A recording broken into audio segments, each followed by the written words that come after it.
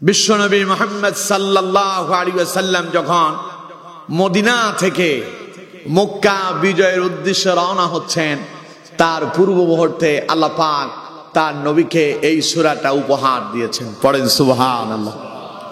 আমার বন্ধুগণ, এই সূরা নাযিল হওয়ার পরে বিশ্বনবী মুহাম্মদুর রাসূলুল্লাহ সাল্লাল্লাহু আলাইহি ওয়াসাল্লাম তিনি তার সাহাবীদের মাঝে এই সূরা তিলাওয়াত করলেন। একটি জনসমাবেশ, অসংখ্য সাহাবী নবীর সামনে উপস্থিত। বিশ্ব নবী তাদের সামনে এই সূরা তিলাওয়াত করলেন। নবী সূরাটি তিলাওয়াত করার সঙ্গে সঙ্গে উপস্থিত সব সাহাবীরা আনন্দে আত্মহারা হয়ে গেল। সবাই খুব খুশি, কারণ সূরাতে বিজয়ের সংবাদ আছে। সুবহানাল্লাহ কোন। আমার বন্ধুগণ, কিন্তু একজন সাহাবী, নাম হলো হযরত আব্দুল্লাহ ইবনে আব্বাস রাদিয়াল্লাহু তাআলা আনহু। হযরত আব্দুল্লাহ ইবনে আব্বাস রাদিয়াল্লাহু তাআলা আনহু রাসূলুল্লাহর জবান থেকে এই সূরার তিলাওয়াত শোনার পরে তিনি কান্না শুরু করলেন। সব সাহাবী হাসে, একজন সাহাবী কান্না করতেছেন। আল্লাহ নবী আব্দুল্লাহ ইবনে মাসউদ রাদিয়াল্লাহু আব্দুল্লাহ ইবনে আব্বাস রাদিয়াল্লাহু তাআলা আনহুকে বললেন, ও আব্দুল্লাহ, ঘটনা কি? কেন তুমি কাঁদতেছ? সব সাহাবীরা আনন্দ করতেছে সূরার তিলাওয়াত শোনার পরে, কিন্তু তুমি কেন কান্না করতেছ?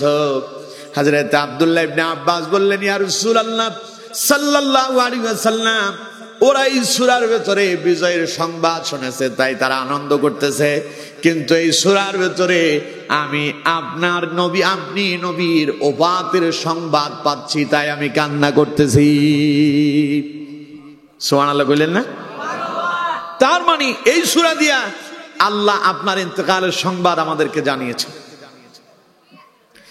যেই সমস্ত সাহাবীরা শুধু বিজয়ের সংবাদ বুঝতে পারল, সবাই আনন্দে, সবাই হাসি তামাশা করলো, সবাই খুশি হয়ে গেল, আনন্দিত হয়ে গেল।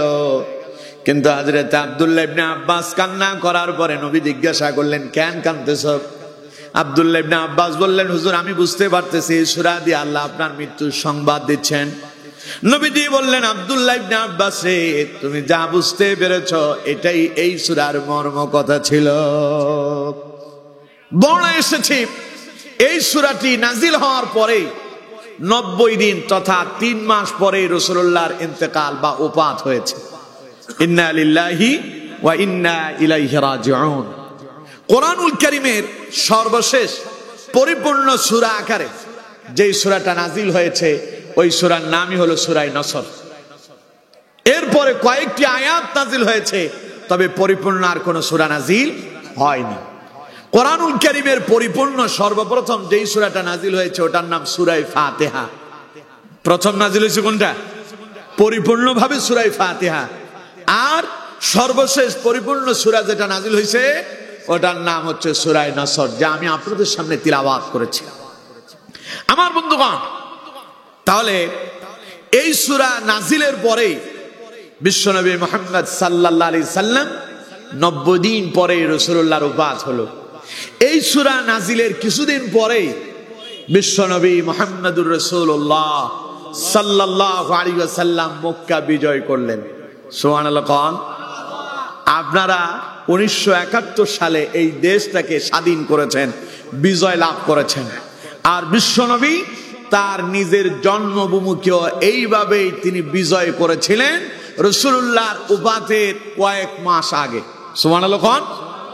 আমার বন্ধুগণ, সুতরাং বিজয় কেমনে এলো আল্লাহ পাক এই সূরাতে তা রাসূলুল্লাহকে জানায়া দিচ্ছেন।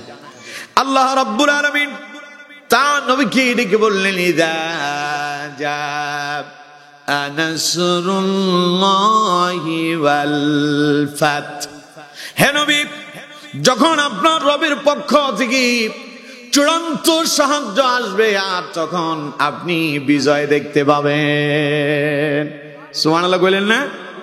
তার মানে আল্লাহর সাহায্য ব্যতিরেকে কখনো বিজয়ের আশা করা যায় না। আল্লাহর সাহায্য আসলেই পরে সফলতা পাওয়া যায়, ঠিক কিনা? জোরে বলতে হবে, ঠিক কিনা? ওই যে আমার আগের বক্তা বলছিল, তিনি তার জুমা মসজিদে যখন এই সূরার তাফসীর করছে, একজন জুমা না পড়েই উঠে গেছে। ঘটনা আসলেই তাই। এই দেশের কিছু দালালেরা আছে, কিছু জালেম আছে, কিছু স্বৈরাচারেরা আছে, যারা বিগত 16 বছর কোরআনের মাহফিলে বাধা দিয়েছে, আলেমদের উপরে নির্যাতন করেছে, ইসলামকে মুছে দেওয়ার জন্য নানাবিধ ষড়যন্ত্র করেছিল। ওরাই বলে কই শেখ মুজিবের জন্ম না হলে নাকি এই দেশ স্বাধীন হতো না। কথাটা আল্লাহর কোরআনের সঙ্গে মিলল না সাংঘর্ষিক হলো? কথা কয় না, কোরআনের সঙ্গে মিলল। তো এই কথাটা আপনারা অল্প কয়জন বললেন, বাকিরা বললেন না। ঘটনা কি বুঝে নাই? আরে বুঝতে পারছে, ইচ্ছাকৃতই বলে নাই। বঙ্গবন্ধু না হইলে, শেখ মুজিব না হইলে দেশ স্বাধীন হইতো না, এই কথা ঠিক না বেঠিক? ঠিক না বেঠিক? যদি আল্লাহর সাহায্য না থাকতো দেশ স্বাধীন হতো না। জোরে বলেন ঠিক কিনা?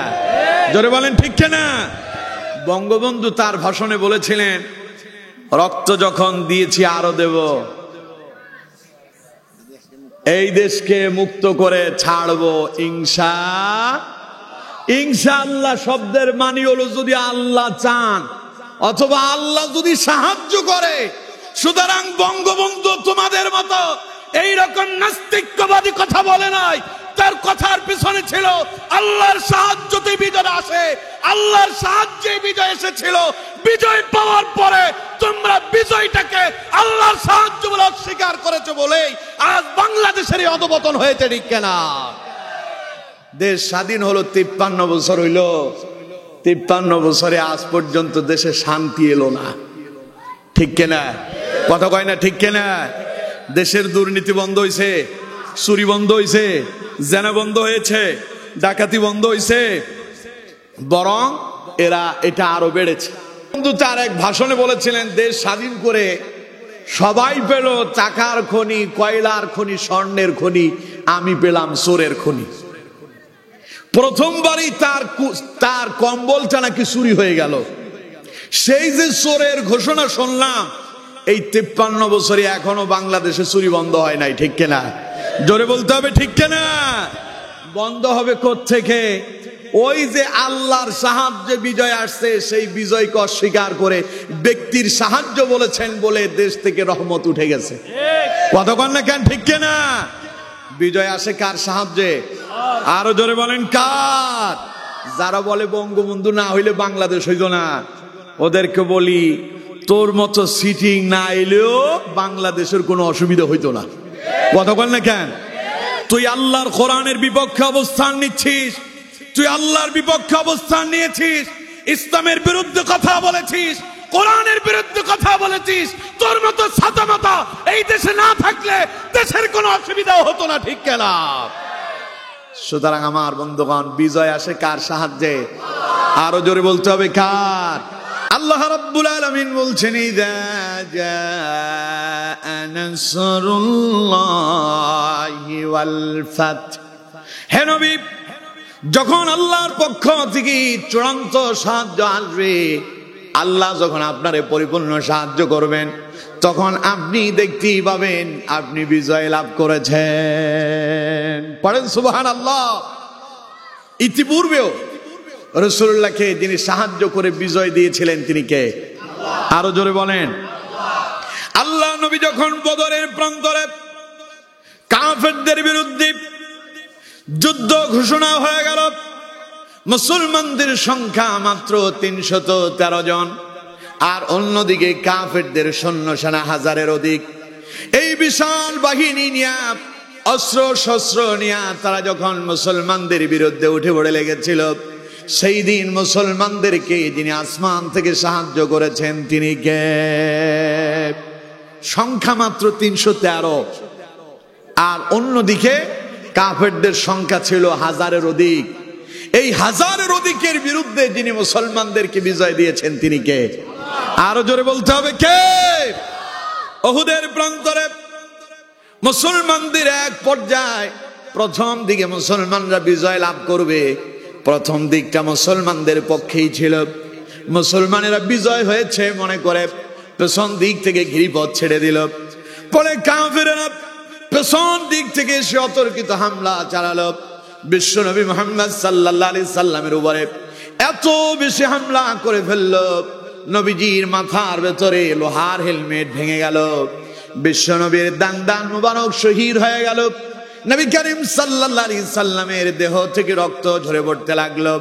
এমন অবস্থায় আবার পুনরায় মুসলমানদেরকে সাহায্য দিয়া কাফেরদের বিরুদ্ধে যিনি বিজয় দিলেন তিনি কে?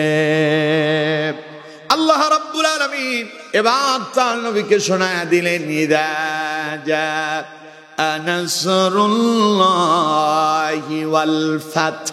নবী, এতদিন আপনাকে জিহাদের ময়দানে সাহায্য করে বিজয় করেছি, কাফেরদের বিরুদ্ধে মোকাবেলায় আপনারে বিজয় করলাম, তবে এবার আমি আল্লাহ আপনারে চূড়ান্ত সাহায্য করব, আর চূড়ান্ত বিজয় আপনাকে দিয়ে দেব। পড়েন সুবহানাল্লাহ। যুগে যুগে প্রত্যেক নবী এবং রাসূল তারা আল্লাহর সাহায্যেই কাফেরদের বিরুদ্ধে বিজয় হয়েছেন, ঠিক কিনা? জোরে বলতে হবে, ঠিক কিনা? আমার বন্ধুগণ, ইসলাম শব্দটা শোনা সহজ, বলা সহজ, এর উপরে ইস্তেকামত থাকা অনেক কঠিন। ইসলামের উপর ইস্তেকামত থাকতে গেলে আপনি ঘরে বসে পোলাও, কোরমা, বিরিয়ানি খাবেন তা হবে না। ইসলামের উপর ইস্তেকামত থাকতে গেলে আপনার বিরুদ্ধে মামলা হতে পারে, জেলখানায় যাওয়া লাগতে পারে, ফাঁসির কাস্তে ঝোলা লাগতে পারে। ইসলামের পক্ষে অবস্থান নিলে পরে আপনাকে সারা জীবন জেলখানায় থেকে জীবন কাটাতে হতে পারে, ঠিক না? ইতিহাস তাই বলছে। একটু মায়েরা আপনারা কথা বলবেন না, ধৈর্যের সাথে কথাগুলো শোনেন, আমার এখানে বিঘ্ন সৃষ্টি করবেন না। কোরআনের আলোচনা শোনার সিস্টেম আছে, আমার কথা না আল্লাহর কথা। এটা আপনার বাড়ির কিতাব না, আপনার ঘরের না, এটা আমার না, এটা যে দিয়েছেন তিনি কে? আরো জোরে বলেন। সুতরাং এটা শোনার, এটা পড়ার, এটা ধরার একটা পদ্ধতি আল্লাহ শিখায় দিয়েছেন। কোরআন শুনবেন কেমনে? কোরআনুল কারীমে আল্লাহ পাক বলছেন, ওয়াইদা কুরিয়াল কুরআনু ফাসতামিউ লাহু ওয়া আনসিতু লাআল্লাকুম তুরহামুন। আল্লাহ রাব্বুল আলামিন বলেন, আমার বান্দা, যখন তোমাদের সামনে কোরআন থেকে আলোকপাত করা হবে, কোরআন থেকে তোমাদের সামনে আলোচনা করা হবে, ফাসতামিউ লাহু, তখন তোমরা চুপ হয়ে যাও। আমরা বলি, আল্লাহ, আমরা যদি চুপ করে যাই তাহলে আমাদের কি লাভ হবে? আল্লাহ পাক বলছেন, চুপ করে দিলের কান খাড়া করে দাও, হৃদয় দিয়া, মন দিয়া আমার কোরআন শোনো, আর ওয়া আনসিতু লাআল্লাকুম তুরহামুন। হৃদয় দিয়া, মন দিয়া যদি আমার কোরআন শুনতে পারো, তাহলে আশা করো আমি আল্লাহ তোমাদের প্রতি অনুগ্রহ করব। সুবহানাল্লাহ। আল্লাহর অনুগ্রহ পেতে চান? কথা কয় না, আল্লাহর অনুগ্রহ পেতে চান? এই আল্লাহর অনুগ্রহ ছাড়া কোনো কাজই সম্ভব না। আল্লাহর অনুগ্রহ মানে আল্লাহর সাহায্য। আল্লাহর অনুগ্রহ মানে কি? কথা কয় না, আল্লাহর অনুগ্রহ মানে কি? আল্লাহর সাহায্য ছাড়া আপনি ব্যবসায় সফল হতে পারবেন না। আল্লাহর অনুগ্রহ ছাড়া চাকরিতে আপনি সফলতা পাবেন না। আল্লাহর সাহায্য ছাড়া পরীক্ষায় আপনি ভালো রেজাল্ট করতে পারবেন না। আমার দেশের ছেলেরা দেখবেন পরীক্ষা আসলে বাপরে বাপ, মসজিদে সব হাজির। কিরে মসজিদে লিখা, হুজুর একটু দোয়া করেন। ঘটনা কি?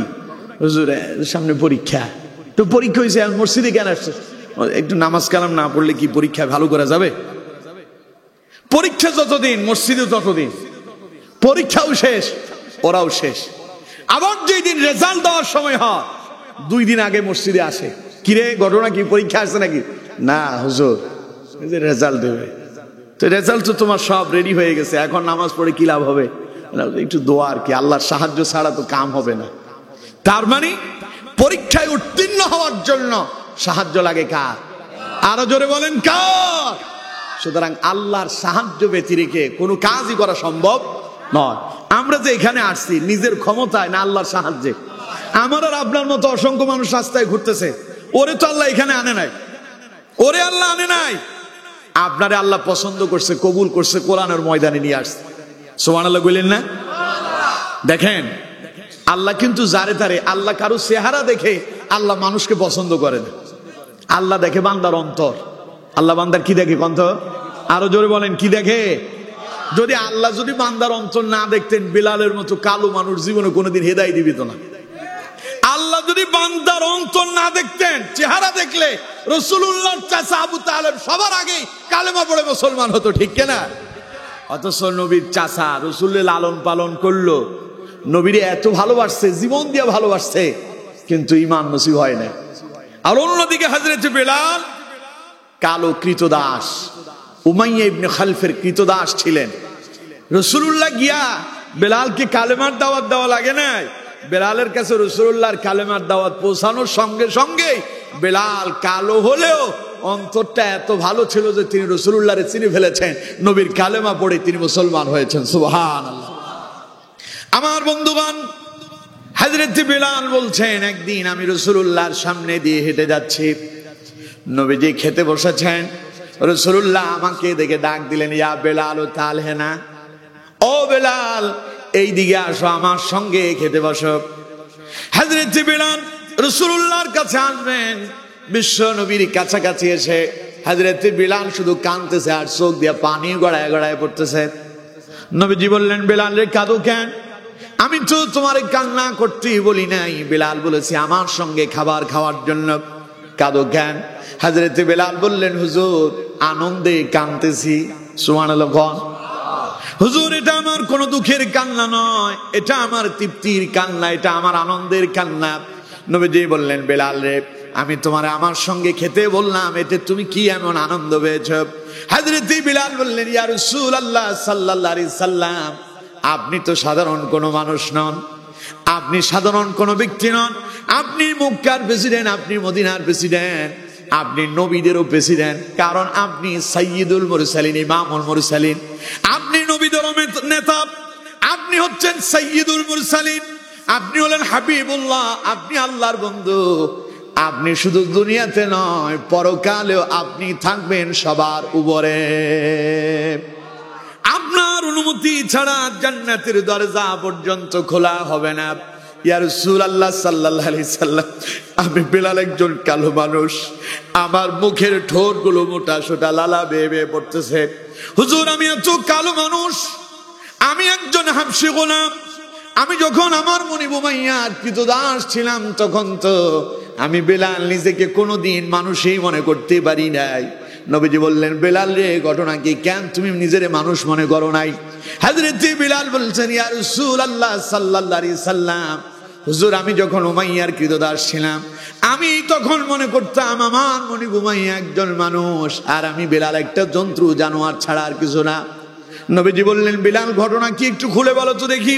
হযরত বেলাল বললেন, ইয়া রাসূলুল্লাহ সাল্লাল্লাহু আলাইহি সাল্লাম, আমি যখন আমার মনিব উমাইয়ার কৃতদাস, গভীর রাতে কোন শীতের ভেতরে আমি আমার মনিবের সঙ্গে রাস্তা অতিক্রম করছি, মনিবের গায়ে শীতের পোশাক আছে, চাদর আছে, কম্বল আছে, আমি গোলাম বলে আমার মনিব আমার এক টুকরো কাপড় দেয় নাই, শুধুমাত্র লজ্জাস্থানটা ঢাকার জন্য ছোট্ট এক টুকরো কাপড় ছাড়া আমার আর কিছুই ছিল না। হুজুর ওই দিন শীতের কারণে, প্রচন্ড শীতের কারণে আমার শরীরে কম্পন শুরু হয়ে গেল, আমি থরথর করে কাঁপতেছি।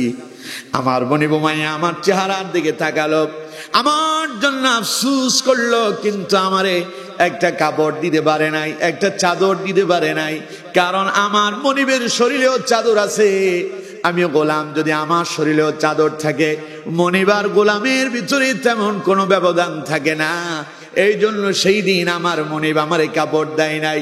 ইয়া রাসূলুল্লাহ সাল্লাল্লাহু আলাইহি সাল্লাম, সেই দিন আমি বেলাল মনে করছি আমার মনিব উমাইয়া একজন মানুষ, আর আমি বেলাল একটা জন্তু জানোয়ার ছাড়া আর কিছু না। হযরত বেলাল বললেন, হুজুর তাই না, আরো ঘটনা আছে। নবীজি বললেন, বেলাল কি এমন ঘটনা, আমারে আবার শোনাও তো দেখি।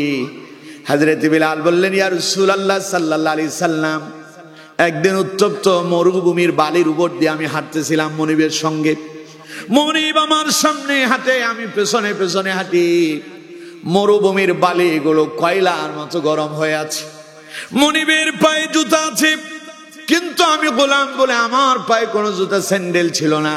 হুজুর আমার মনিব সামনে এগিয়ে যাচ্ছে, আমি পেছন দিকে হাঁটতেছি, কয়েক কদম সামনে আগানোর পরে আমি আর পা বাড়াতে পারি না, কিছু দূর যাওয়ার পরে আমার পায়ের তালুটা ফেটে গেল, রক্ত পিঙ্কি দিয়া বেরিয়ে পড়ল। আমি থমকে দাঁড়িয়ে গেলাম, হুসুর খেয়ে দাঁড়িয়ে গেলাম।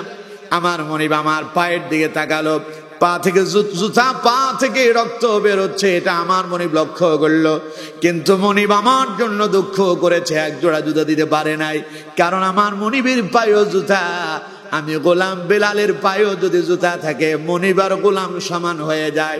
এই জন্য সেই দিন আমার মনিব উমাইয়া আমার এক জোড়া জুতা দিতে পারে নাই। ইয়া রাসূলুল্লাহ, সেই দিন আমি বেলাল আমাকে একটা জন্তু জানোয়ার মনে করেছি। নবীজি বললেন, তাহলে আজকের ঘটনা কি? হযরত বিলাল বললেন, ইয়া রাসূলুল্লাহ সাল্লাল্লাহু আলাইহি সাল্লাম, আল্লাহ যদি আমাকে ঈমানের জন্য কবুল না করতেন, আল্লাহ যদি আমাকে হিদায়াত যদি না দিতেন, আমি বিলাল যে একজন মানুষ, জীবনে তা আমি অনুভব করতে পারতাম না। আপনি মদিনার প্রেসিডেন্ট, মক্কার প্রেসিডেন্ট, সমস্ত নবীদের নেতা। কিয়ামতের দিন আপনার আসন হবে আল্লাহর আরশে আজিমের পাশে। কিয়ামতের দিন আপনি উম্মতের জন্য সুপারিশ করবেন, যেই দিন সব নবীরা আল্লাহর ভয়ে সবাই খামোশ হয়ে যাবে, চুপ মেরে যাবে। সেই দিন আপনি উম্মতের জন্য সুপারিশ করবেন, অথচ আমি একজন বেলাল, অত্যন্ত কালো মানুষ, আমি একটা হাবশী গোলাম। ইয়া রাসূলুল্লাহ, আপনি আমারে এত মর্যাদা দিলেন, আপনার মতো নবীর সঙ্গে একই প্লেটে বসে খেতে বলেছেন। হুজুর, এর চাইতে আমার জীবনে সবচাইতে ধন্য হওয়ার মতো আর কোনো ঘটনা ঘটে নাই। আজ আপনি নবীর সংস্পর্শে আসার কারণে আমি বেলাল বুঝতে পেরেছি, আমার মনিব উমাইয়া যেমন মানুষ ছিল, আমি বেলালও ঠিকই মানুষ। সুবহানাল্লাহ কোন। সুতরাং আমার বন্ধুগণ, হেদায়েত আল্লাহ কারো চেহারা দেখে দেয় না। আপনারা যারা আজকের কোরআনের ময়দানে আসছেন, নিজের ক্ষমতায় না, আল্লাহর অনুগ্রহে। ঠিক কিনা? কথা বলেন না কেন? ঠিক কিনা? আল্লাহ আপনার পছন্দ করছে বলে কোরআনের ময়দানে আসছেন। এটা আপনার জন্য বিজয়। এটা আপনার জন্য কি? কথা কয় না, এটা আপনার জন্য কি?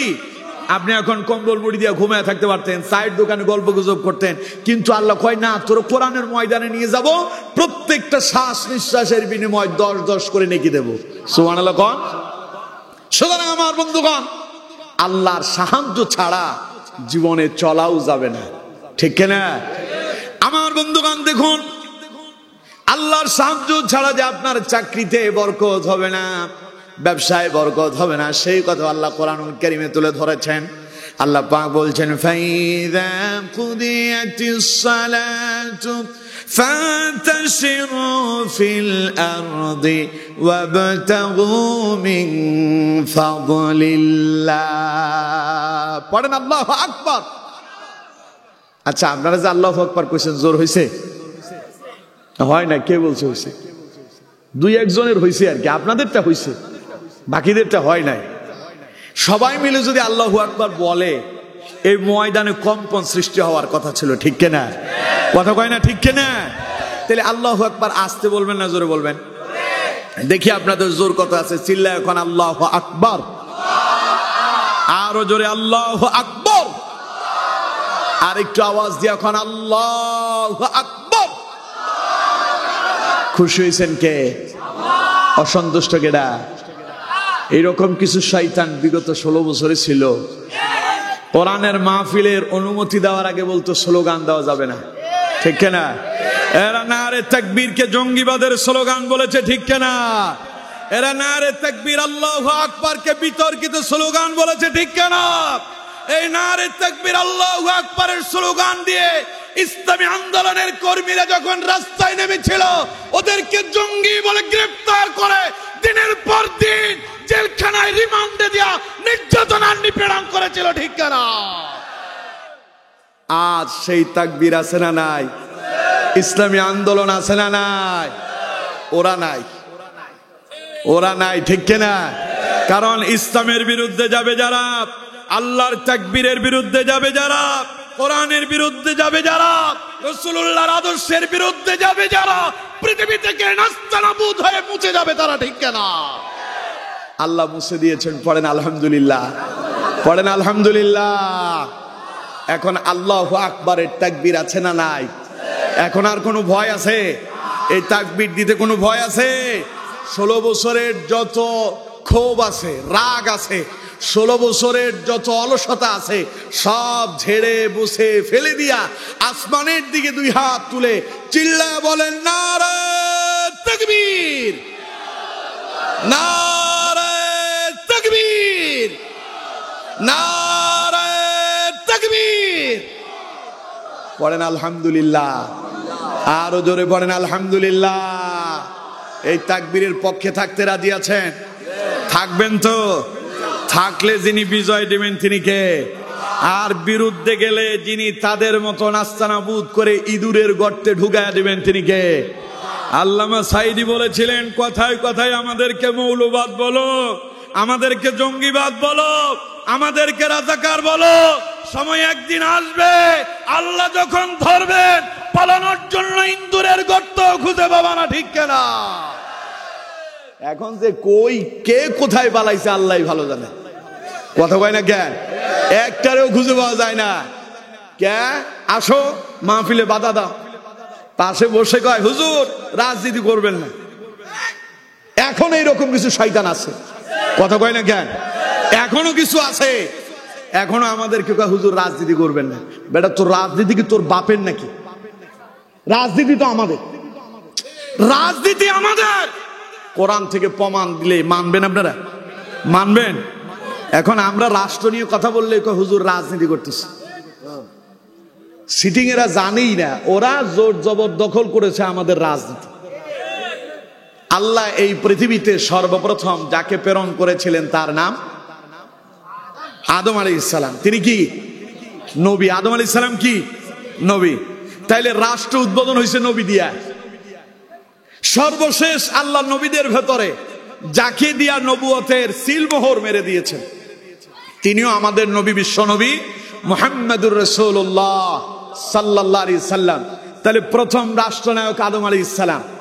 নবী করিম সাল্লাল্লাহু আলাইহি সাল্লাম যখন এই পৃথিবীতে এলেন, জাহিলিয়াতের সকল ষড়যন্ত্রকে নস্যাৎ করে দিয়ে, অশ্লীলতাকে চিরতরে কবর দিয়ে বিশ্বনবী মক্কা এবং মদিনার প্রেসিডেন্ট হয়েছিলেন, ঠিক কিনা? কথা কয় না ঠিক কিনা? নবীজি রাষ্ট্র চালান নাই। নবীর পরে নবীর সাহাবী হযরত আবু বকর সিদ্দিক এই দায়িত্ব গ্রহণ করেছেন। আবু বকরের পরে হযরত ওমর দায়িত্ব নিয়েছেন, ওমরের পরে হযরত উসমান নিয়েছেন, উসমানের পরে হযরত আলী নিয়েছেন। বিশ্বনবী বলেছেন আল উলামা ওয়ারাসাতুল আম্বিয়া, আমি যখন থাকবো না আমার এই দায়িত্ব আলেমেরাই নেবে, ঠিক কিনা? তাহলে যদি রাষ্ট্র যদি নবী চালায়, রাষ্ট্র যদি নবী দিয়ে উদ্বোধন হয়, এই রাষ্ট্র তো আলেমরা চালানোর কথা। কথা বল না কেন? আলেমরা খালি মসজিদ চালায়, হুজুরেরা খালি মসজিদ নিয়ে আসে, মসজিদের বাইরে যায় না। আমি তো আলেমদেরকে বলবো, মাওলানা সাহেব আপনার পূর্বের অভিজ্ঞতা থেকে শিক্ষা নেন। আপনাকে শুধু মসজিদের নেতা হলে হবে না, আপনাকে মসজিদেরও নেতা হতে হবে, আপনাকে রাষ্ট্রেরও নেতা হতে হবে, ঠিক কিনা? মসজিদে যেমন আপনার কথায় মুসল্লিরা আপনি রুকুতে না গেলে যেতে পারে না, সেজদায় আপনি না গেলে মুসল্লি যেতে পারে না। আপনার আগে সেজদা আর রুকুতে গেলে উঠা বসা করলে যেমন নামাজ হয় না, মুসল্লিরা বুঝে আপনার আনুগত্য করে। রাষ্ট্রে আপনাকে রাষ্ট্রনায়ক হয়ে নেতৃত্ব দিতে হবে, যাতে করে কর্মীরা আপনাকে অনুসরণ করে, ঠিক কিনা? কিন্তু আপনি তো খালি মসজিদ নিয়ে আসেন, তাও মসজিদে হক কথা বলে না, চাকরি চলে যাবে এই ভয়। কথা কয় না কেন? চাকরি দেওয়ার মালিক কে? রিজিকের মালিক কে? আলেমদেরকে বলবো, দুনিয়ার এই মানুষের উপরে ভরসা করবেন না, ভরসা করতে হবে কার উপরে? আরো জোরে বলতে হবে কার উপরে?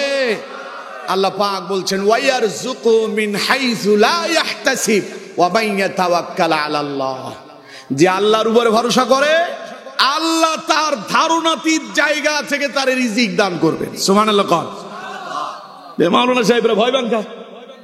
ভয় পাওয়ার কারণ কি? তাইলে কোন তো রাষ্ট্র নবী চালায় নাই, সাহাবায়ে কেরাম চালান নাই, সেই রাষ্ট্র তো আমরা চালানোর কথা।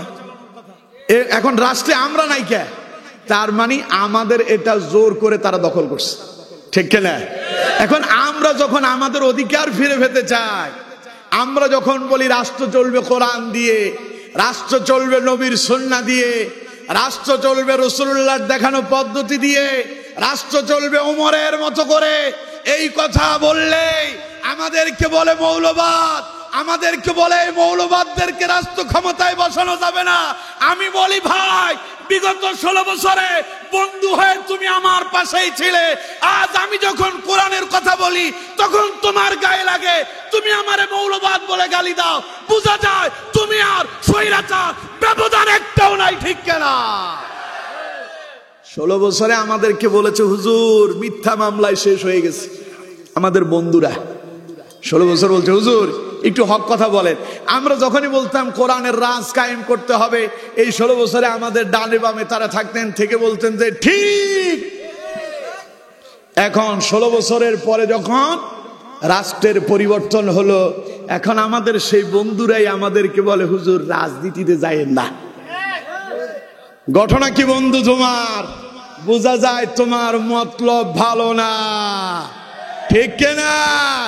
তুমি যেই মতলব নিয়ে বসে আছো, 16 বছর তারা খেয়েছে, তুমি 32 বছরের চিন্তা করতেছো। তোমার ওই চিন্তা ছেড়ে ফেলে মুছে দাও। আগামীর বাংলাতে আর এইরকম স্বৈরাচারের ঠাঁই হবে না, হবে না, হবে না। আগামীর বাংলাদেশ হবে কোরআনের বাংলাদেশ, ঠিক কিনা? আগামীর বাংলাদেশ হবে ইসলামের বাংলাদেশ, ঠিক কিনা? তুমি ছাড়া ইসলামের বিজয় হবে। তুমি আসলে বন্ধু তুমিও সম্মানিত হবে, আর তুমি না এলে তুমি ওই আবু জাহেলের মতো নিকৃষ্ট আস্ত করে নিক্ষিপ্ত হবে, ঠিক কিনা? সুতরাং বন্ধু আমার, তোমাকে বলি ইসলামের পক্ষেই থাকো, জীবন সুন্দর হবে, ঠিক কিনা? আমার বন্ধুগণ, আমরা থাকবো কি কোরআনের পক্ষে না দুনিয়ার মানুষের বানানো নেতাগিরির পক্ষে? তাহলে কোরআনের পক্ষে ছিলেন রসুল, আর কোরআন দিয়ে রাষ্ট্র চালালেন রাসূলুল্লাহ। সুবহানাল্লাহ কয় না? তাহলে এখন রাষ্ট্র যদি কোরআন দিয়ে আমরা যদি চালানোর কথা কই, ওইটারে যারা রাজনীতি বলে বুঝবেন তারা কোরআন বিরোধী। কথা কয় না কে?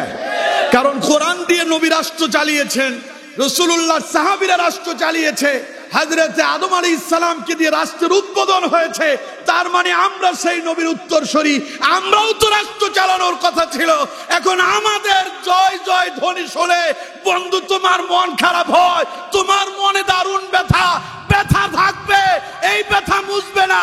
তবে আগামীর বাংলাদেশ কোরআনের বাংলাদেশ হবে, এই কথা বন্ধু তুমি মোটেও চিন্তা করো না, বিজয় কোরআনেরই হবে, ঠিক কিনা? তোমার মন খারাপ হইলেও কিছু আসে যায় না। কথা কয় না কে? জোরে বলেন, ঠিক কিনা? তাহলে আমার বন্ধুগণ, আমরা যদি কোরআন দিয়ে রাষ্ট্র চালানোর কথা কই, ওইটা কি রাজনীতি? ওইটা কোরআনের নীতি, ওইটা দিয়েই চলবে রাজনীতি। আর এটার বাইরে যাবে যারা, বুঝবেন ওটা হলো পেট নীতি আর দুর্নীতি, ঠিক কিনা? কারণ বিগত 53 বছরে দেখলাম যারাই এলো খালি পেট নীতি করছে, খালি নিজের পেট বড় করছে, গাড়ি বাড়িয়ে করছে, রাষ্ট্রের জন্য কিছুই করে যায় নাই, ঠিক কিনা? 99,000 বিলিয়ন ঋণ করে, 94,000 বিলিয়ন নিয়ে বেগম পাড়ায় বাড়ি বানায়। আমরা বুঝি তোমরা কোন জাতের, ঠিক কিনা? যেই লাউ সেই কদু, যেই লাউ। এখন আমরা সেটা চাই না, আমরা আগামীর প্রেক্ষাপট চাই কোরআনের হবে, ঠিক কিনা?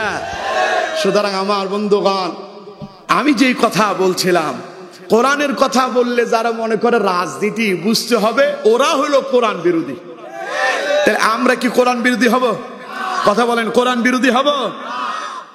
বন্ধু, আমি তোমারে খুব ভালোবাসি, তুমি তো আমার সঙ্গী ছিলে, তোমাকে আমি দূরে সরাতে চাই না, তোমাকে নিয়েই আমি কোরআন দিয়ে রাষ্ট্র সাজাতে চাই। আসো তুমি, আমি, তুমি সবাই মিলে মিশে, সকলেই মিলে কোরআন দিয়ে রাষ্ট্রটারে সাজায় দেই। 53 বছরে যা হয় নাই, আগামী 5 বছরে দেখবেন এর চাইতে কয়েক গুণ বাংলাদেশে বেশি উন্নতি হবে ইনশাআল্লাহ, খালি কোরআন দিয়ে যদি রাষ্ট্র চালানো যায়। আল্লাহ কবুল করুন, বলুন আমিন। রাগ করছেন আমার কথায়? ওয়াজের আর দরকার কি? আর মনে হয় ওয়াজ এখানেই শেষ, আর দরকার আছে? তাহলে আর করতাম না? আর লাগবে না? হ্যাঁ, আরো শুনবেন? আচ্ছা চলো আমার বন্ধুগণ, তাহলে আপনি ব্যবসা বাণিজ্য করেন আর যাই করেন না কেন, উন্নতির জন্য সাহায্য লাগবে কার? আল্লাহ রাব্বুল আলামিন বলছেন ফাইদা কুদিয়াতিস সালাতু ফান্তাশিরু ফিল আরদ ওয়াবতাগু মিন ফাদলিল্লাহ। পড়েন আল্লাহু আকবার। আল্লাহ বলছেন ফাইদা কুদিয়াতিস সালাত, যখন নামাজ থেকে ফারেগ হবে। তার মানে ইয়া আইয়ুহাল্লাযীনা আমানু ইযা নুদিয়া লিস-সালাহ, আগের আয়াত, যখন নামাজের আহ্বান হবে, তোমাকে যখন মুয়াজ্জিন মসজিদের দিকে ডাকবে, ফাসাউ ইলা যিকরিল্লাহি ওয়া দারুল বাই, ব্যবসা বাণিজ্য বন্ধ করে মসজিদে চলে যাও। কার আদেশ? আরো জোরে বলতে হবে কার? এবার আল্লাহ বলছেন ফাইদা কুদিয়াতিস সালাহ, নামাজ শেষ। নামাজ যখন ফারেগ হয়ে যাবে, নামাজ শেষ হয়ে যাবে, ফান্তাশিরু ফিল আরদ, এবার জমিনের ভেতরে ছড়িয়ে পড়ো, কর্মে লেগে যাও, ব্যবসায় লেগে যাও, রিজিকের অনুসন্ধান করো, আর ওয়াবতাগু মিন ফাদলিল্লাহ, আল্লাহর সাহায্য কামনা করো। সুবহানাল্লাহ বলেন না? ব্যবসায় যখন শুরু করে সকাল বেলায় দোকানটা খুলে বিসমিল্লাহ বলে কাস্টমারের হাত থেকে টাকা নেয়, ঠিক কিনা? কতক্ষণ না কেন, ঠিক কিনা? তো বিসমিল্লাহ বলে শুরু করছেন, তার মানে সাহায্য কার চাইলেন? বিসমিল্লাহির রহমানির রহিম, মানে আল্লাহ তোমার নামে শুরু করলাম। আল্লাহর নামে শুরু করে যারা বরকত পায় তারা। সুবহানাল্লাহ বলেন না? তো সুতরাং ব্যবসাতে যদি বরকত পেতে হয়, চাকরিতে যদি বরকত পেতে হয়, কর্মেতে যদি বরকত পেতে হয়, রিজিকে যদি বরকত পেতে হয়, সাহায্য লাগবে কার? আরো জোরে বলেন কার? সুতরাং আমার বন্ধুগণ, আল্লাহ রাব্বুল আলামিন বলছেন ইযা জাআ নাসরুল্লাহি ওয়াল ফাত, যখন তোমার আল্লাহর পক্ষ থেকে চূড়ান্ত সাহায্য আসবে, তখন তুমি বিজয় দেখতে পাবে। আল্লাহ যদি সাহায্য করে, আপনি ব্যবসা দিলে ব্যবসায় প্রফিট হবে, ঠিক কিনা? আল্লাহ যদি সাহায্য না করে, আপনার ব্যবসা কিছুদিন পরে ক্লোজ করে ফেলতে হবে। মানে ফেনীর ভাষা কয় হুড়ি যাব। কি হয়ে যাব? হুড়ি যাব। আমি তো আসলে ফেনীর মানুষ, তো এখানে ফেনীর অনেক লোকজন আছে, আছেন না? আমি জানি তো এই ফটিকছড়ি খাগড়াছড়িতে অধিকাংশ মানুষই সব ফেনী, নোয়াখালী, কুমিল্লা অঞ্চলে, ঠিক কিনা? এখানকার স্থানীয় মানুষ খুব কমই আছে। আপনারা তো আমার কাছাকাছি মানুষ, আমি জানি। আমার বন্ধুগণ, তাইলে আমাদের, হ্যাঁ কথা ঠিক আছে? আমার অসুবিধা হইতেছে না? আমার বন্ধুগণ, তাহলে ব্যবসায় তখনই লোকসান হয়, ব্যবসা তখনই ক্লোজ হয়ে যায় আল্লাহর সাহায্য যদি না থাকে, ঠিক না? আপনার সাথে আরেকজন চায়ের দোকান দিল, ও প্রথমে চা বিক্রি করছে, এখন সেই মুদি মাল নিয়ে আসছে, কিছুদিন পরে তার এটার মুদি মাল নাই, এখন এটা ভ্যারাইটিজ হয়ে গেছে, এখানে সব কিছু পাওয়া যায়। এইরকমও কিছু ব্যবসা প্রতিষ্ঠান আছে না নাই? কিন্তু তুমি বন্ধু আমার শুরু করেছে একেবারে মুদি ব্যবসা দিয়া, এখন তুমি চাও বিক্রি করে খেতে পারো না, এরকমও আছে না নাই? তার মানে তুমি আল্লাহর সাহায্য পাও নাই। যে আল্লাহর সাহায্য পেল সেই বিজয় হয়ে গেল। সুবহানাল্লাহ। সুতরাং বিজয়ের জন্য সাহায্য লাগবে কার? আরো জোরে বলেন কার? এর জন্য মনে রাখবেন আমার বন্ধুগণ, বিজয় পাওয়ার আগে কিছু ত্যাগ স্বীকার করতে হয়। কি স্বীকার করতে হয়? সবাই বলেন কি? সব লাইনে। যেমন ব্যবসা করতে গেলে পুঁজি লাগবে, এই পুঁজির জন্য হয় আপনাকে জমিন বিক্রি করতে হবে, অথবা লোন নিতে হবে, ধার কর্জ করতে হবে, ঠিক কিনা? টাকা তো আর গাছে ধরে না। টাকা কি গাছে ধরে যে আপনি গাছ থেকে ছিঁড়ে আনবেন আর ব্যবসা শুরু করে দেবেন, এরকম নাকি? না, আপনাকে কিছু ত্যাগ স্বীকার করতে হবে, বলে আপনি ব্যবসায় লাভবান হবেন আল্লাহর সাহায্যে। ঠিক তেমনি ভাবে আল্লাহর পক্ষ থেকে ইসলামের বিজয় আসার পূর্বেই আপনাকে কিছু ত্যাগ স্বীকার করতে হবে। যেমন এইরকম ত্যাগ স্বীকার করেছেন নবীরা এবং নবীদের অনুসারীরা। এই পৃথিবীতে আল্লাহ যত নবীদেরকে প্রেরণ করেছেন, সব নবীদেরকে প্রেরণ করার পেছনে উদ্দেশ্য একটাই ছিল, আল্লাহ পাক বলছেন আকিমুদ্দিন, আমার এই জমিনে আমার দ্বীনকে প্রতিষ্ঠা করো। সুবহানাল্লাহ বলেন না? কোন নবী এসে তার অনুসারীদের কি বলেন নাই আমি তোমাদের সঙ্গে ইলেকশনে যেতে চাই, আমি প্রধানমন্ত্রী হতে চাই, আমি রাষ্ট্রপতি হতে চাই, আমি নেতা হতে চাই, এই কথা বলেন নাই। সব নবীরা দাওয়াত দিয়েছেন লা ইলাহা ইল্লাল্লাহ, লা ইলাহা ইল্লাল্লাহ, লা ইলাহা ইল্লাল্লাহ মুহাম্মাদুর রাসূলুল্লাহ। পড়েন সাল্লাল্লাহু আলাইহি ওয়াসাল্লাম। এই দাওয়াত দিলেন সব নবীরা। কোন নবী বলেন নাই আমারে রাষ্ট্রপ্রধান বানায় দাও, আমারে রাষ্ট্রপতি বানাও, আমারে প্রধানমন্ত্রী বানাও। কোন নবী বলেন নাই। নবীরা বলেছেন আল্লাহর ইবাদত করো, আল্লাহ ছাড়া আর কোন ইলাহ নাই, কথা মেনে নাও। আর আমরা নবী হিসেবে তোমাদের কাছে এসেছি, আমাদেরকে নবী বলে মেনে নাও। এই কথা বলার পরে তৎকালীন সময়ের কাফের মুশরিকেরা নবীদের উপরে ঝাঁপিয়ে পড়েছিল, এত নির্যাতন নিপীড়ন জুলুম অত্যাচার করেছিল, নবীদের পিঠ দেয়ালে গিয়ে ঠেকে গিয়েছিল। ঠিক কিনা? কথা আমার না আল্লাহ? জোরে বলেন আমার না আল্লাহ?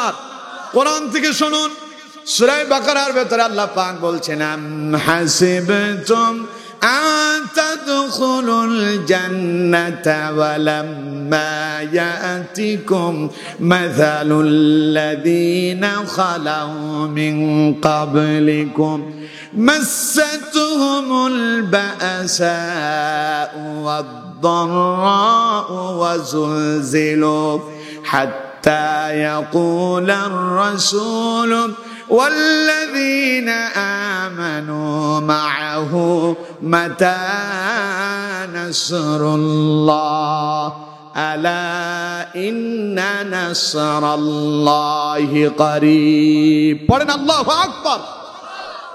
আমার বন্ধুগণ, আজকে কোরআনের কথা বললে, ইসলামের কথা বললে পরে এখন যদিও সেই স্বৈরাচারেরা নাই, কিন্তু এখনো কিছু কিছু তাদের প্রেতাত্মারা আছে।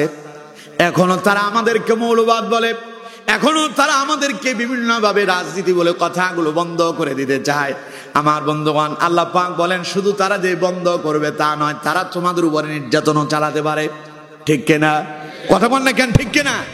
16 বছরে ইসলামী আন্দোলনের উপরে কম নির্যাতন হয়েছে?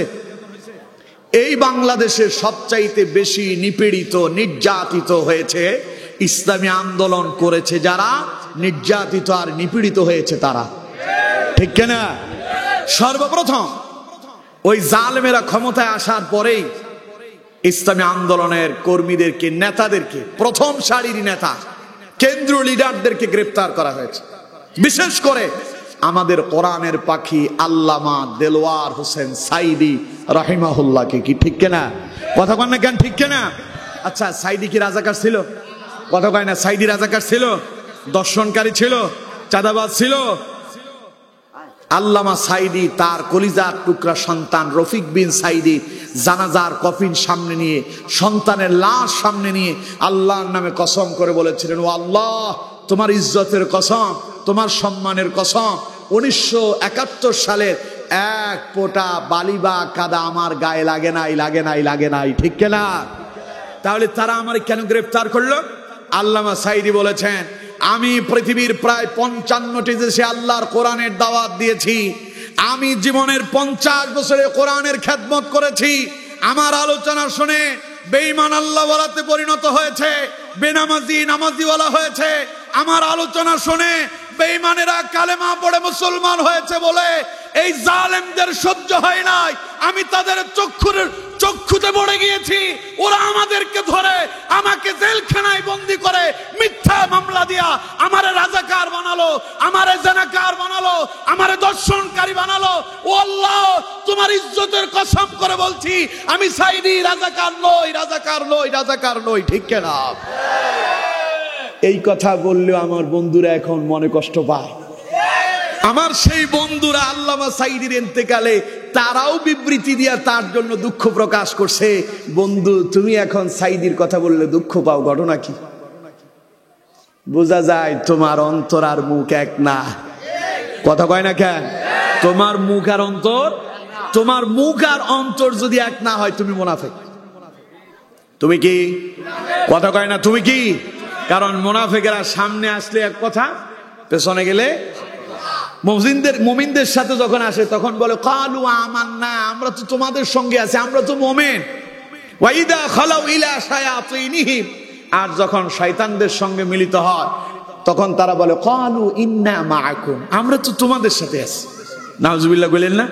এরা আমাদের সঙ্গে যতদিন ছিল ততদিন বলছে যে ইসলামের পক্ষে আছি, এখন বন্ধু যখন আমার থেকে সিটটা একটু আলাদা হয়েছে, এখন বন্ধু এখন বিপক্ষে চলে গেল। বন্ধু ঘটনা কি? তুমি আর আমি তো একই ছিলাম, কথা কয় না কে? তাহলে আল্লামা সাইদি রাজাকার ছিলেন? কথা বলেন, রাজাকার ছিলেন? দর্শনকারী ছিলেন? ডাকাত ছিলেন? 1971 সালে আল্লামা সাইদি লুটতরাজ করেছিলেন। সুতরাং সাইদিকে তাহলে ধরা হলো কেন? সাইদি কোরআনের কথা বলেছে, আর অমুসলিমরা তার কোরআনের দাওয়াত পেয়ে কালেমা পড়ে মুসলমান হয়েছে, ঠিক কিনা? আমার বন্ধুগণ, আল্লাহ পাক বলছেন এটা শুধু তোমাদের জন্য নয়, এটা ইতিপূর্বে নবীদের উপরে এইরকম নির্যাতন এসেছিল। এই নির্যাতন নিপীড়নের পরেই আমি আল্লাহ তাদেরকে বিজয় দান করেছি। সুবহানাল্লাহ বলেন না? আমার বন্ধুগণ, আল্লাহ পাক বলছেন আম হাসিবতুম আন তাদখুলুল জান্নাহ, তোমরা কি মনে করছো যে তোমরা এমনি এমনি ডাইরেক্ট জান্নাতে চলে যাবে? ওয়ালাম্মা ইয়াতিকুম মাসালুল লাযিনা খালাউ মিন ক্বাবলিকুম, অথচ তোমরা এখনো তোমাদের পূর্ববর্তীদের অবস্থানে উপনীত হও নাই। মাসাজহুমুল বাসা ওয়াদ-দাররা ওয়া যুলজিলু, তাদের উপরে এমন পরীক্ষা নেমে এসেছিল, এত নির্যাতন নিপীড়ন হয়েছিল, ভয়ে তাদের কম্পন ধরে গিয়েছে। আমার বন্ধুগণ, আল্লাহ রাব্বুল আলামিন বলছেন এটা শুধু তৎকালীন সময়ের নবীদের উম্মতেরা নয়, বরং নবীদের উপরে এমন অবস্থা হয়েছিল, বিশাল নির্যাতন নিপীড়ন নবীদের উপরে এবং তার অনুসারীদের উপরে এসেছিল। নবীরা পর্যন্ত ভয়ে প্রকম্পিত হয়ে তখন তারা বলেছিল হাত্তা ইয়াকুলার রাসূল ওয়াল্লাযীনা আমানু মাআহু মাতা নাসরুল্লাহ। পড়েন আল্লাহু আকবার। ওরা তখন বলেছিল, নবীরা এবং নবীর অনুসারীরা বলল, মাতা নাসরুল্লাহ, কখন আল্লাহর সাহায্য আসবে? কারণ আল্লাহর সাহায্য ছাড়া বিজয় সম্ভব না, ঠিক কিনা? জোরে বলেন ঠিক কিনা? এই যে 5 আগস্টের দেশ আবার নতুন করে স্বাধীন হয়েছে, ওইটা মনে করেন না যে ছাত্রদের ক্ষমতায় হয়েছে, না। আমার বন্ধুগণ, এই দেশে ছাত্রদের চাইতেও বিশাল ক্ষমতাবান দল এই দেশে, তাদেরকে নামানোর জন্য চেষ্টা করেছিল, বড় বড় দলেরা ব্যর্থ হয়েছিল, ঠিক কিনা? কথা কন না কেন, ঠিক কিনা? বড় বড় দলেরা যা করতে পারে নাই, ছাত্র জনতা তা করে দিয়েছে। তার মানে ছাত্র জনতার ক্রেডিট নয়, এই ছাত্র জনতার ভেতরে যিনি আল্লাহ রাব্বুল আলামিন যিনি সাহায্য দিয়েছেন তিনি কে? আরো জোরে বলেন কে? ওটা আল্লাহর সাহায্য ছিল। কারণ পৃথিবীতে যত জালেমদেরকে আল্লাহ পাক এই পৃথিবী থেকে বিদায় করেছেন, প্রত্যেক জালেমদেরকে ক্ষুদ্র ছোট দল দিয়েই পরাজিত করেছে। সুবহানাল্লাহ বলেন না? ফেরাউনকে যখন আল্লাহ দুনিয়া থেকে শেষ করছে, তখন কি মুসা আলাইহিস সালামের বাহিনী দিয়ে লাঠি দিয়ে পিটায় মারছে? মুসা আলাইহিস সালামের কাছে তো লাঠি একটা ছিল, ছেড়ে দিলেই সাপ হয়ে যেত। ওই সাপ মুসা আলাইহিস সালামের লাঠি যখন মাটিতে ছাড়া হতো, বিশাল বড় অজগর হয়ে যেত, মনে হয় যে মানুষ গিলে খেয়ে ফেলবে। আল্লাহ ইচ্ছে করলো ওইটা দিয়েই তো ফেরাউনকে শেষ করতে পারতো, কিন্তু ওইটা দিয়ে করে নাই। মুসা আলাইহিস সালামরে দিয়া চাইলে আল্লাহ পিটায় তারে মারতে পারতো, কিন্তু তা করে নাই। তারে আল্লাহ সমুদ্রের ভিতরে ডুবায় সুবায় মারছে, সামান্য পানি থেকে নিজেকে রক্ষা করতে পারে নাই। তার মানে বুঝেন, ক্ষমতা যত বড়ই হোক, আল্লাহ যদি তোমার বিরুদ্ধে চলে যায়, তোমার ক্ষমতা তোমার টিকাইতে পারবে না, ঠিক কিনা? এরপরে আসেন নমরুদের কথা। নমরুদ কয় ফাকালা আনা রাব্বুকুমুল আলা, আমি তো সবচাইতে বড় খোদা। নাউজুবিল্লাহ বললেন না? এই নমরুদ খালি নিজের খোদাই দাবি করে নাই, আল্লাহরে হত্যা করার জন্য আসমানে তীর নিক্ষেপ করছে। খোদা নাকি আরেকটা আছে, ওইটারে মেরে ফেলবে। পাগল ধরছে গাছে। পাগল কোথায় ধরছে? গাছে ধরছে। পাগল মনে মনে চিন্তা করে আল্লাহরে হত্যা করবে। ও জানেই না ও তো আল্লাহ তো তারে বানাইছে, ও আল্লাহর কাছেই যেতে পারবে না, ঠিক কিনা? আল্লাহ কই তুই যেখানে যাস আমি কিন্তু সেখানে, তুই ছাড়া আমি ছাড়া তুই চলতে পারবি না, তবে তোকে ছাড়া আমার কোনো অসুবিধা হবে না। কারণ আল্লাহুস সামাদ, আল্লাহ কারো মুখাপেক্ষী। তুমি নামাজ না পড়লে মিয়া সাহেব আল্লাহর কিছু হবে না, তুমি কোরআন না পড়লে আল্লাহর কোনো অসুবিধা নাই, তুমি মসজিদে না এলে আল্লাহর কোনো ক্ষতি নাই। তুমি ইসলামী আন্দোলনে অংশগ্রহণ না করলে আল্লাহর কোনো অসুবিধা নাই, বরং ক্ষতি তোমার, ঠিক কিনা?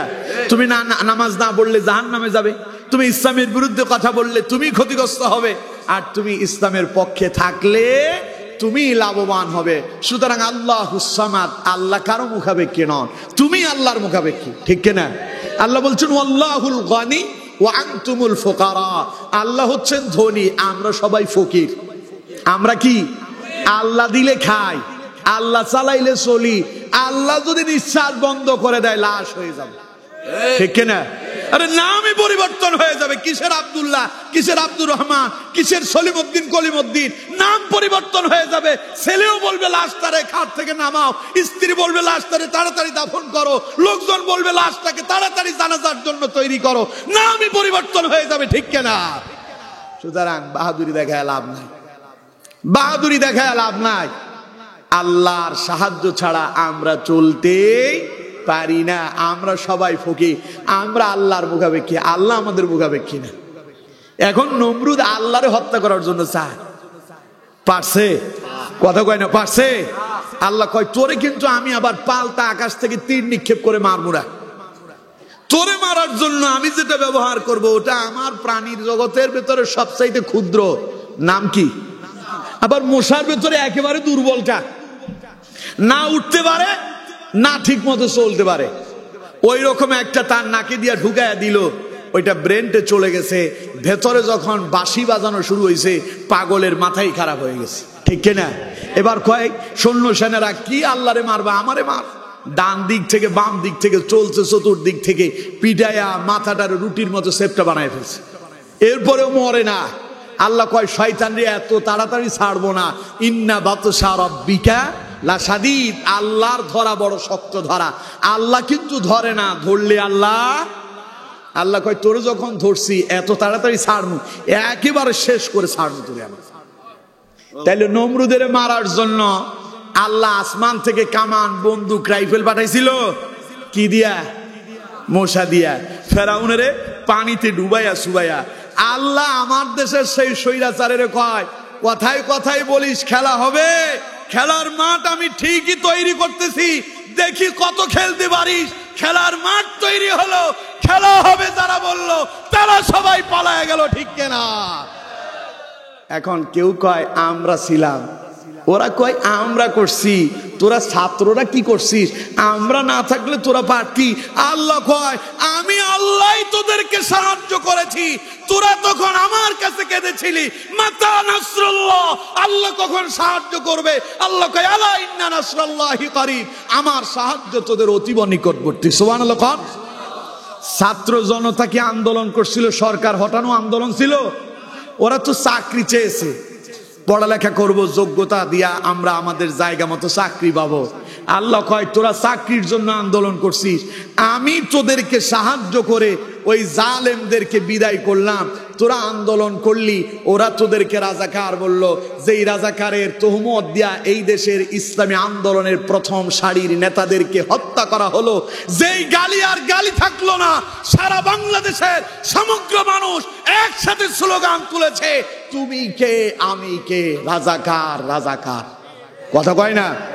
যেটা গালি ছিল ওইটা আর গালি নাই, ওইটা জনগণ নিজের জন্য সম্মানের বস্তু বলে গ্রহণ করেছে। কে করলেন?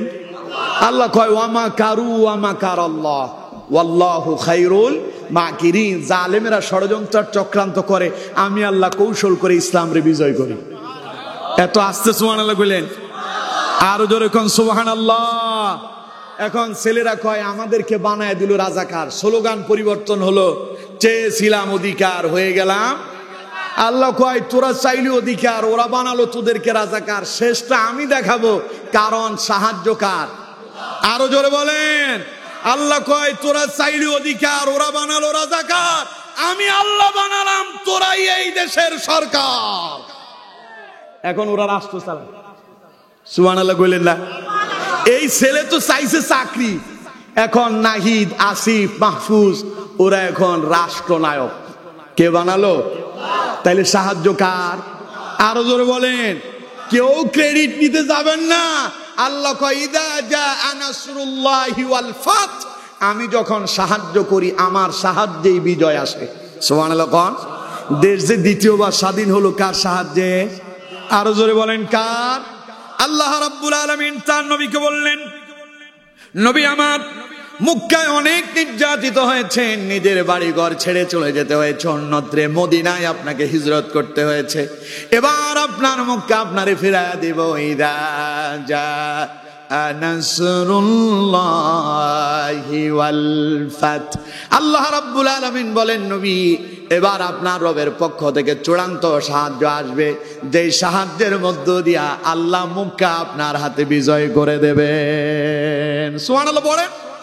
এই বিজয় যখন আসবে তখন আপনি দেখতে পাবেন ওয়ারাআইতান নাস সায়াদখুলুনা ফি দীনিল্লাহি আফওয়াজা। যেই মক্কার লোকেরা আপনারে পাগল বলে গালি দিল, যারা আপনাকে মিথ্যাবাদী বলেছিল, যারা আপনাকে কাযযাব বলেছিল, বলেন নাউজুবিল্লাহ, যারা আপনার চরিত্রের ভেতরে কালেমা লেপন করেছিল, যারা আপনাকে রক্তাক্ত করে তাইফের ময়দানে 3 বার আপনার বেহুশ করে দিয়েছিল, নবী অপেক্ষা করেন বিজয় যখন আসবে। ওয়ারাআইতান নাস সায়াদখুলুনা ফি দীনিল্লাহি আফওয়াজা। আপনি দেখতে পাবেন ওরাই আবার আপনার কাছে আসবে, দলে দলে এসে কালেমা পড়ে তারা মুসলমান হয়ে যাবে। আরো জোরে কোন আল্লাহু আকবার। এখনকার পরিবেশও তাই হলো। 16 বছরে যারা ইসলামী আন্দোলনের প্রথমে নিবন্ধন বাতিল করল, এরপরে তাদের প্রতীকটাকে বাতিল করে দিল, যাওয়ার আগে নিষিদ্ধ করে দিল যারা, এখন ওই দলের লোকেরা এই মসজিদে আইসা নামাজও পড়ে, ঠিক কিনা? কয় এখন পিঠ বাঁচাইতে হইলে মসজিদে যাওয়া লাগবে, ঠিক কিনা? এখন তুমি বন্ধু আমার মসজিদে আসো, তোমার সাধুবাদ জানাই। তুমি মসজিদে আসবা না কেন? তুমি তো আসবা কোরআনের দিকে, তুমি আসবা ইসলামের দিকে, তুমি আসবা আল্লাহর দিকে। তোমাকে তো আমি ডাকছি কোরআনের দিকে, আল্লাহ তোমাকে ডাক দিয়েছেন কোরআনের দিকে, আসবে তুমি কোরআনের দিকে। এই কোরআনের দিকে আসতে তোমার কোনো বাধা নাই। বন্ধু তোমার মতলব যদি খারাপ হয়, মনে রেখো তোমার অবস্থাও কিন্তু আব্দুল্লাহ ইবনে উবাইয়ের মতোই হবে, ঠিক কিনা? তুমি ভেতরে ঢুকবা আর ঢুকে তুমি নিচ দিয়া কেটে দেবা, তা কিন্তু হবে না। আমার বন্ধুগণ, আল্লাহ পাক নবীকে বললেন, নবী দেখতে পাবেন লোকেরা আর 1-2 করে নয়, মক্কা বিজয় করে দেব। বিজয়ের পর দলে দলে লোকেরা ইসলামের ভেতরে ঢুকে যাবে। এই 16 বছরে ইসলামী আন্দোলন উপর এত নির্যাতন হলো, প্রতীক কেড়ে নেওয়া হলো, নিবন্ধন বাতিল করা হলো, যাওয়ার আগে তাদেরকে নিষিদ্ধ করে দেওয়া হলো। এখন সারা বাংলাদেশে ওই ইসলামী আন্দোলনের গণজোয়ার চলছে, ঠিক কিনা? জোরে বলেন ঠিক কিনা? প্রবাসীরা রেমিটেন্স যারা পাঠায়, ওরা বলতেছে আগামীর সরকার আমরা চাই জামাতে ইসলাম। আলহামদুলিল্লাহ বললেন না? আচ্ছা, এগুলো কি আমরা বলছি? আমরা বলতেছি? আল্লাহ বলাচ্ছে, হিন্দুরা পর্যন্ত বলছে। আমরা বিগত 53 বছরে দেখেছি সব দলেরা আমাদেরকে ব্যবহার করেছে, আর ব্যবহার হতে চাই না। এখন আমরা নতুন কিছু চাই, আমরা চাই প্রয়োজনে জামাত যাক, আমরা তাদের সাথে আছি। আলহামদুলিল্লাহ বললেন না? আল্লাহ বলছেন ওয়ারাআইতান নাস সায়াদখুলুনা ফি দীনিল্লাহি আফওয়াজা। আমি যখন বিজয় দেব তখন দেখতে পাবেন লোকজন দলে দলে ইসলামে ঢুকতেছে। সুবহানাল্লাহ। এখন ইসলামের গণজোয়ার চলছে, আলহামদুলিল্লাহ বলেন। সেই গণজোয়ারে আমরা সবাই শামিল হতে চাই। সবাই বলেন শামিল হতে চাই। আমরা যদি শামিল হতে পারি, ইসলামের বিজয় আমিও বিজয় হব, ইসলামের বিজয় আপনিও বিজয় হবেন। আর যদি শামিল হতে না পারেন, ইসলামের বিজয় ঠিকই হবে, আপনি নিকৃষ্ট বলে আল্লাহর কাছে বিবেচিত হয়ে যাবেন। সুতরাং নিজেকে নিকৃষ্ট বলে প্রমাণ করতে চান? কথা কয় না? নিকৃষ্ট বলে প্রমাণ করতে চান? নিজেকে বিজয়ের ভেসে দেখতে চান? কথা কয় না? নিজেকে বিজয়ের ভেসে দেখতে চান? তাহলে বিজয়ের ভেসে দেখতে হলে থাকতে হবে কোরআনের পক্ষে। পারবেন? নিজেকে বিজয়ের ভেসে দেখতে চাইলে থাকতে হবে ইসলামের পক্ষে। কথা কয় না? নিজেকে বিজয়ের ভেসে দেখতে চাইলে আসতে হবে ইসলামী আন্দোলনের সুশীতল ছায়া তলে। পারবো ইনশাআল্লাহ? সবাই বলতে হবে পারবে ইনশাআল্লাহ। আল্লাহ আমাদেরকে কবুল করুন, পড়ুন আমিন। আল্লাহ পাক বলছেন যখন আমি বিজয় দেব তখন আপনি দেখবেন লোকজন দলে দলে ইসলামে ঢুকবে। এখন আমরা তা দেখছি, আলহামদুলিল্লাহ পড়ছি। এটা আমাদের জন্য যিনি দিয়েছেন তিনি কে? পড়েন আলহামদুলিল্লাহ। সুতরাং এবার বিজয়টা কেমনি পালন করবেন? বিজয় তো এসে গেল, নবীরে এবার আল্লাহ বলতেছে আমার নবী বিজয় দিবস কেমনি পালন করবেন? আমি যে আপনার বিজয় দান করলাম, আল্লাহ পাক বলছেন এবার আপনার দায়িত্ব হলো ফাসাব্বিহ বিহামদি রাব্বিকা ওয়াস্তাগফির ইন্নাহু কানা তাওয়াবা। ফাসাব্বিহ বিহামদি রাব্বিকা ওয়াস্তাগফির। এখন আপনি আপনার রবের পবিত্রতা বর্ণনা করবেন প্রশংসার সাথে। সুবহানাল্লাহ কোন, আরো জোরে কোন সুবহানাল্লাহ।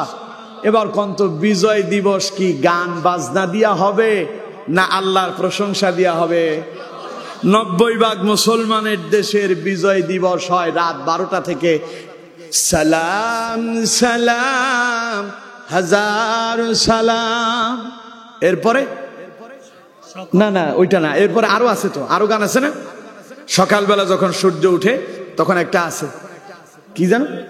সূর্য উদয় তুমি, সূর্য অস্ত তুমি, ও আমার বাংলাদেশ প্রিয় জন্মভূমি। ঠিক না? গান ঠিক আছে, কিন্তু বাদ্য লাগাই শেষ করছে। ঠিক না? কথা কয় না ঠিক না? এই দেশের জন্য যারা রক্ত দিল তাদের জন্য এখন কি করতে হবে? আল্লাহ পাক বলছেন আল্লাহ যে বিজয় দিয়েছে এই জন্য আল্লাহর প্রশংসা, আল্লাহর তাসবিহ করতে হবে। এর পাশাপাশি যেটা করতে হবে ফাসাব্বিহ বিহামদি রাব্বিকা ওয়াস্তাগফির, তাওবা ইস্তিগফার করতে হবে। কে বলেছেন? আরো জোরে বলেন কে? এখন তাওবা করবেন কাদের জন্য?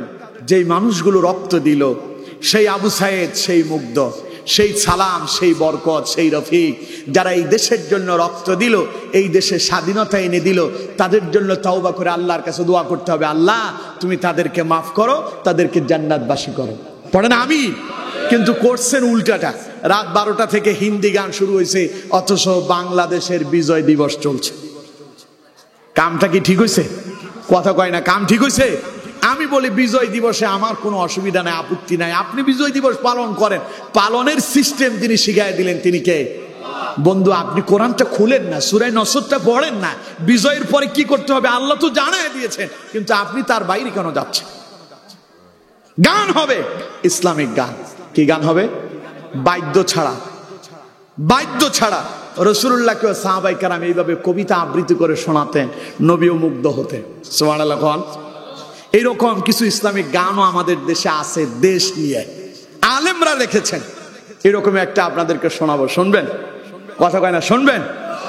তাহলে শোনেন একটু, দেখুন তো আপনাদের ওইগুলো আর আমাদের আলেমদের গুলোতে ডিফারেন্স কোথায়, ব্যবধান কোথায়?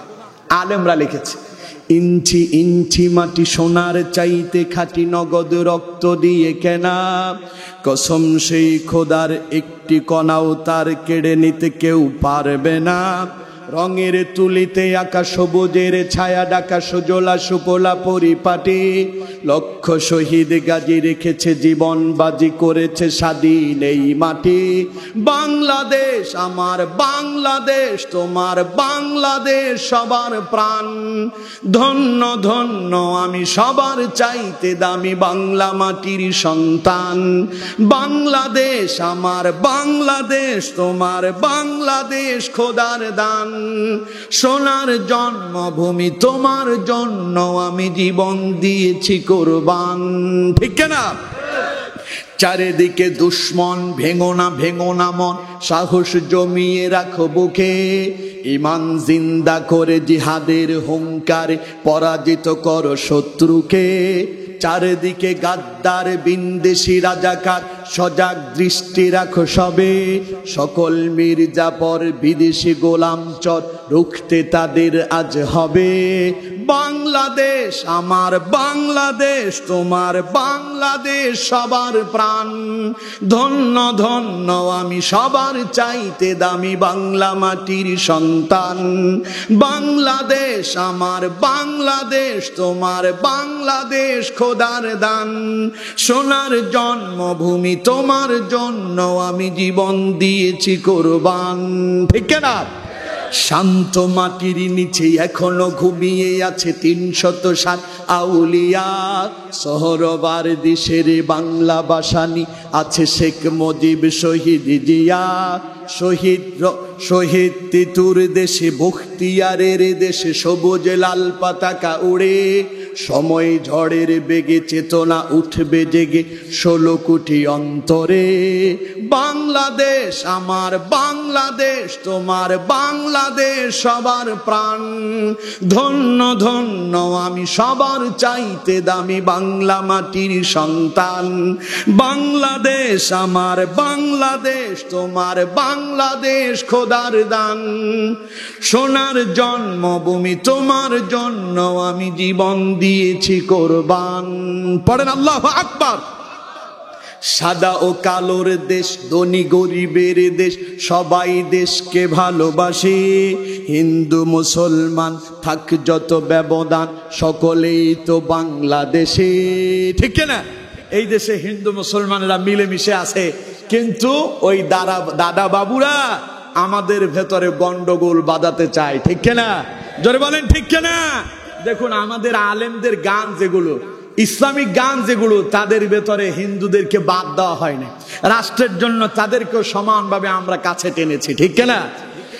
সাদা ও কালোর দেশ ধনী গরিবের দেশ সবাই দেশকে ভালোবাসে। হিন্দু মুসলমান থাক যত ব্যবধান সকলেই তো বাংলাদেশে। তবে কেন সংঘাত, কেন কিসের বিবাদ? ভাই ভাই রাখো হাতে হাতে। শান্ত নরম মাটি ঠান্ডা গরম জাতি নজির দেখাও দুনিয়াতে। বাংলাদেশ আমার বাংলাদেশ তোমার বাংলাদেশ সবার প্রাণ। ধন্য ধন্য আমি সবার চাইতে দামি বাংলা মাটির সন্তান। বাংলাদেশ আমার বাংলাদেশ তোমার বাংলাদেশ খোদার দান। সোনার জন্মভূমি তোমার জন্য আমি জীবন দিয়েছি কোরবান। ঠিক না? তাহলে এই দেশ কে দিয়েছেন? জোরে বলেন কে? আর আমাদের গানে, ইসলামিক গানে এই কথা আছে, আল্লাহই দিয়েছে। আর আমাদের মানুষের বানানো গান যেগুলো আলেমদের বানানো না, ওইগুলোতে আছে না দেশ পেয়েছে তারা ওদের কারণে যাদের নাম বলে স্লোগান ধরে। ঠিক কিনা? কথা কোন ঠিক কিনা? তাহলে যিনি বিজয় দিয়েছেন তিনি কে? আরো জোরে বলতে হবে কে? সেই আল্লাহ বলছেন বিজয় পাওয়ার পরে ফাসাব্বিহ বিহামদি রাব্বিকা ওয়াস্তাগফির। যিনি বিজয় দান করলেন তার প্রশংসা সহ পবিত্রতা বর্ণনা করতে হবে। আদেশ কার? আরো জোরে বলেন কার? এরপরে বললেন ওয়াস্তাগফির, এবার বেশি বেশি তাওবা করো, কারণ ইন্নাহু কানা তাওয়াবা, আল্লাহ পছন্দ করেন মানুষের তাওবাকে। সুবহানাল্লাহ। আল্লাহ কবুল করেন বান্দার তাওবা। অপরাধ করি নাই এরকম কেউ এখানে আছেন কি? কথা বলে না, আছেন কি? ভুল আমাদের জীবনে সবারই হয়েছে। এই ভুলের জন্য আল্লাহর কাছে তাওবা করতে হবে। এই কথা কে শিখিয়ে দিয়েছেন? বিজয় পাইয়া খালি লাফালাফি করবেন, লাফঝাপ দেবেন, তা হবে না। বিজয়কে আবার ধরে রাখতে হবে আল্লাহর প্রশংসা এবং ইস্তেগফারের মধ্য দিয়ে। পারবো তো ইনশাআল্লাহ? সবাই বলেন পারবো তো ইনশাআল্লাহ?